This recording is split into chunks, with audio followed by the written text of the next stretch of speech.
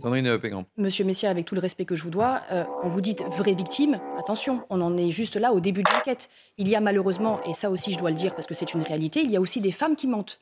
Oui, Donc, oui, non, mais ça, je suis d'accord avec vous. et Mais le mis en cause, il est présumé innocent. je suis Donc quand d'accord vous avec dites vous. vraie victime, il faut faire attention Non, au non, poids des non. mots. Enfin, là, de toute façon, vous savez très bien que même lorsque la culpabilité et la victime aura été reconnue par la justice, c'est pas pour ça que la justice trouvera les moyens de payer un traitement Ah, psychologique là, pour les gens. je Je vous parle rejoins de cet amplement. exemple-là.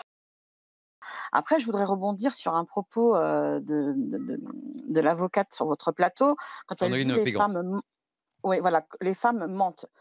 Les 122 femmes qui sont mortes en 2021, est-ce qu'elles mentaient? Franchement, il faut arrêter de dire que les femmes mentent parce qu'on Non, non, envoie vraiment C'est un pas très mauvais message. Bien sûr. Vraiment, Bah, c'est vous un très savez, mauvais Non, message.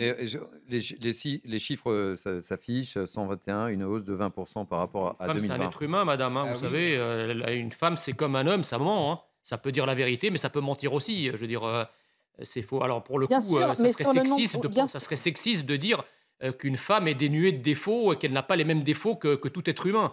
Elle peut les avoir, c'est malheureusement. Ça peut être une affabulatrice. Comme il y a des exactement. menteurs, comme il y a des affabulateurs, ben, les femmes peuvent faire pareil. Voilà, là, pour le coup, il y a une véritable égalité homme-femme, hein. Tout à fait. Et en Et il plus faut de qu'elle non, mais ça, l'entende. il faut sur préciser le aussi une chose. pourcentage, Attendez, Il faut préciser aussi une chose, c'est que dans ce cadre-là, et ça je le sais très bien, c'est pour des fausses déclarations, des déclarations imaginaires, ce qui est prévu et réprimé par le code pénal. Bien souvent, les parquetiers, alors qu'il y a eu un gros travail de fait par les policiers, les magistrats et tous les protagonistes de ces enquêtes, bien souvent, elles ne sont pas poursuivies pour ces faits-là. C'est-à-dire que après la Ah, plainte initiale, c'est ça. elles ne sont pas placées en garde à vue pour des déclarations mensongères. Donc, il n'y a rien de dissuasif, en fait.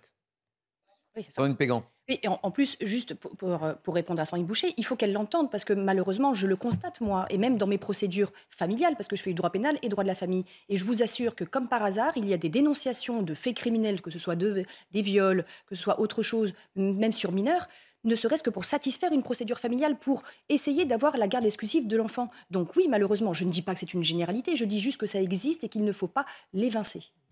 Kevin Bossuet, un dernier mot non là. mais j'en Considérer la parole des femmes, ce n'est pas la sacraliser. Pendant plusieurs années, on a sacralisé la parole de l'enfant. On continue à le faire, sauf qu'on se rend compte que même il y a eu des affaires de pédophilie avec des gens qui ont été mis au banc de la société et on s'est rendu compte à la fin que finalement l'enfant avait menti. Donc il ne s'agit évidemment pas de discréditer un enfant qui dit qu'il a été violé ou une femme qui dit qu'elle a été violée, mais simplement il faut une véritable enquête parce que derrière, on ne sait pas ce qui se cache.